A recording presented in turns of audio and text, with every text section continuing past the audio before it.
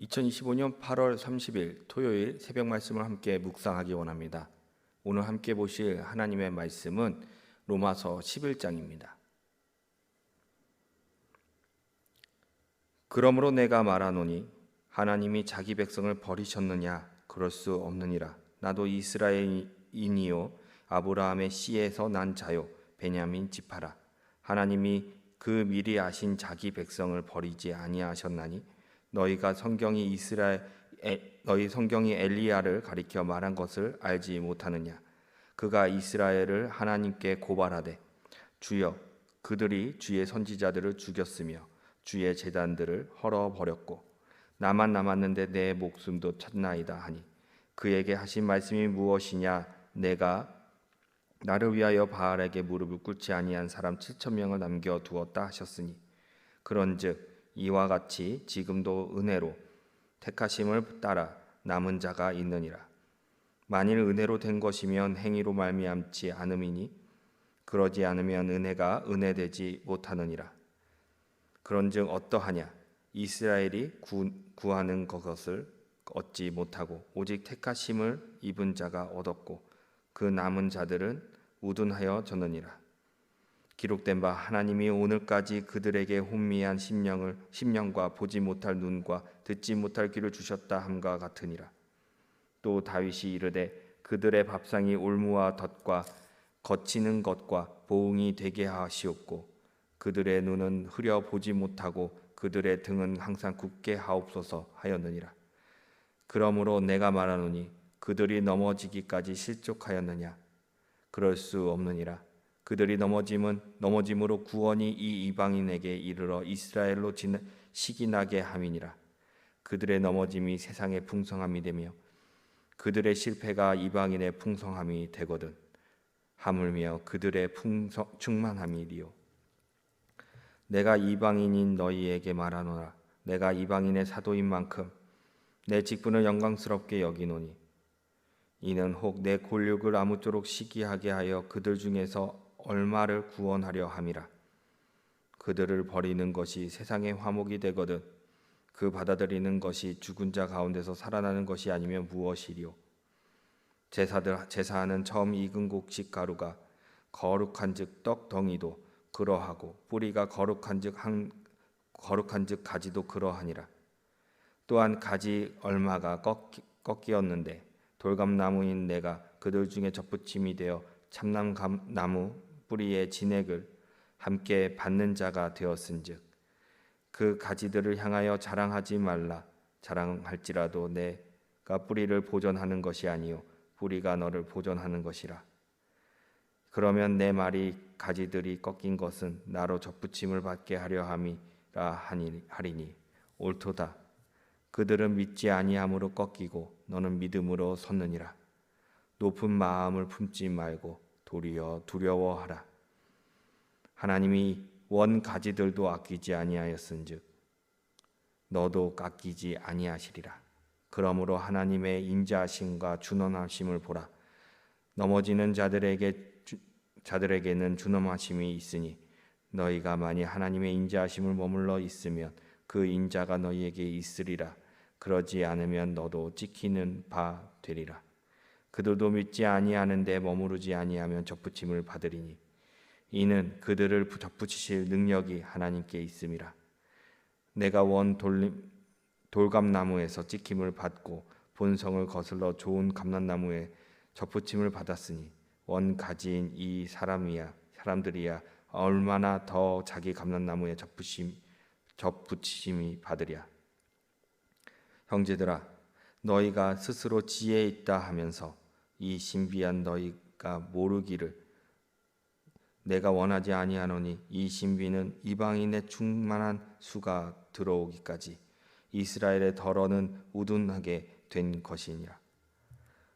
그리하여 온 이스라엘이 구원을 받으리라. 기록된 바 구원자가 시온에서 오사 야곱에게서 강건하지 않은 것을 돌이키시겠고 내가 그들의 죄를 없이 할 때에 그들에게 이루어질 내 언약이 이것이라 함과 같으니라. 복음으로 하면 그들이 너로 말미암아 원수된 자요 택하심으로 하면 조상들로 말미암아 사랑을 입은 자라. 하나님의 은사와 부르심에는 후회하심이 없느니라. 너희가 전에는 하나님께 순종하지 아니하더니 이스라엘이 순종하지 아니하므로 이제 국류를 입었는지라. 이와 같이 이 사람들이 순종하지 아니하니 이는 너희에게 베푸시는 국률로 이제 그들도 국률을 얻게 하려 하심이라. 하나님이 모든 사람을 순종하지 아니하는 가운데 가두어 두심은 모든 사람에게 국률을 베풀려 하심이로다. 깊도다 하나님의 지혜와 지식의 풍성하며 그의 판단은 헤아리지 못할 것이며 그의 길은 찾지 못할 것이로다. 누가 주의 마음을 알았느냐? 누가 그의 사목 모사가 되었느냐? 누가 주께 먼저 드려서 갚으심을 받겠느냐? 이는 만물이 주에게서 나오고 주로 말미암고 주에게로 돌아감이라. 그에게 영광이 세세에 있을지어다. 아멘.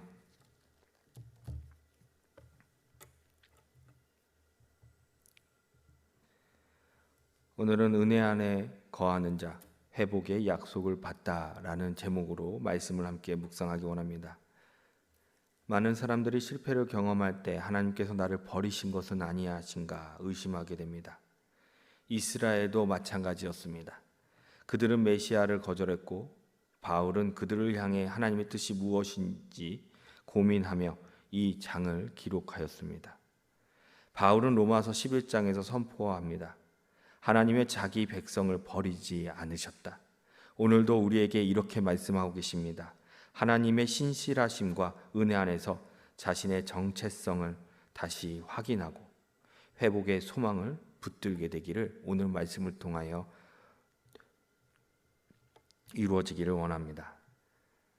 첫 번째로 하나님은 자기 백성을 버리시지 않으셨습니다. 바울은 이스라엘이 복음을 거절한 현실 앞에서 중요한 질문을 던집니다. 하나님이 자기 백성을 버리셨느냐? 그리고 단호히 그럴 수 없음을 말합니다. 그 근거로 바울은 자신을 예로 듭니다. 자기 자신은 유대인이고 과거에 교회를 핍박했지만 하나님의 은혜로 복음을 받아들였다라고 말합니다. 그는 자기 자신이 하나님의 자비의 산 증인임을 말하고 있는 것이지요. 또한 바울은 엘리야 시대를 예를 듭니다. 엘리야 자신만 남았음을 외쳤지만 하나님은 바알에게 무릎을 꿇지 않은 자 7,000명이 있음을 그를 위해 남겨두셨다는 것을 말씀하셨습니다. 이 말씀은 오늘날 우리에게도 이렇게 적용됩니다. 세상이 점점 하나님을 외면하는 것 같고 믿음을 지키는 것이 외로워 보여도 하나님은 여전히 당신의 백성을 붙들고 계신다라는 것을 우리에게 말씀하고 계시는 것이죠. 하나님은 자신의 백성을 버리시지 않으시며 은혜로 남겨두신 것을 지키십니다. 첫 번째 대지를 통하여 이렇게 적용하기를 원합니다. 오늘 우리가 낙심하거나 세상이 암울해 보여도 하나님의 구원 계획은 멈추지 않습니다. 하나님은 신실하게 역사하고 계십니다. 두 번째로 은혜로 택함 받은 남은 자가 있습니다. 바울은 이렇게 말합니다. 지금도 은혜로 택하심을 따라 남은 자가 있느니라. 엘리야 시대뿐만 아니라 지금도 오늘날 우리의 세대도 하나님의 은혜로 남은 자를 두셨습니다. 자신의 경건함이나 열심으로 선택받은 것이 아니라 전적으로 하나님의 주권에 의해서 하나님의 은혜로 택함 받은 것입니다. 바울은 은혜와 행위를 분명히 구분합니다. 은혜로 된 것이면 행위로 말미암지 않음이니 바울은 은혜는 공로가 아니라 하나님의 선물임을 이야기하고 있습니다. 이 말씀은 우리에게 겸손함을 줍니다. 내가 오늘도 예배하며 살아가는 것은 내가 잘나서가 아니라 하나님의 은혜가 나를 선택하였고 지금 붙들고 있기 때문인 것입니다. 남은 자의 삶은 자랑이 아니라 감사입니다. 주님, 내가 여기 있는 것은 오직 은혜입니다. 이러한 고백을 해야 할 것입니다. 두 번째 대지를 통하여 이렇게 적용하기 원합니다. 내가 새벽에 주 앞에 나와 기도하고 말씀 붙드는 것도 내 믿음이 좋아서가 아니라 은혜로 부르심 받은 자이기 때문입니다. 세 번째로 하나님의 계획은 결국 회복으로 나아갑니다. 7절에서 바울은 이스라엘이 구하던 것을 얻지 못한 이유를 말합니다. 그들은 하나님의 의를 율법의 행위로 이루려 했기 때문에 이스라엘 백성은 실패하였습니다. 그러나 놀랍게도 이스라엘의 거절을 통해 복음은 이방인에게 전파되었고 하나님의 뜻에 따라 땅끝까지 더 큰 구속사의 계획이 이루어 가게 되었습니다. 8절 이하에서는 이 일시적인 완악함이 하나님께서 허용하신 것임을 설명합니다. 이것은 심판이 아니라 훈련이며 회복을 위한 과정입니다. 이처럼 하나님의 계획은 언제나 회복을 향해 흐릅니다. 그리고 언젠가는 이스라엘까지 회개하고 돌아오도록 하나님은 회복시킬 것입니다. 사람은 실수하고 실패할 수 있어도 하나님의 구속사는 멈추지 않습니다. 우리는 그 하나님의 계획을 온전히 신뢰하고 주님이 주시는 은혜를 누리는 성도가 되기 원합니다. 세 번째 대지를 통하여 이렇게 적용하기 원합니다.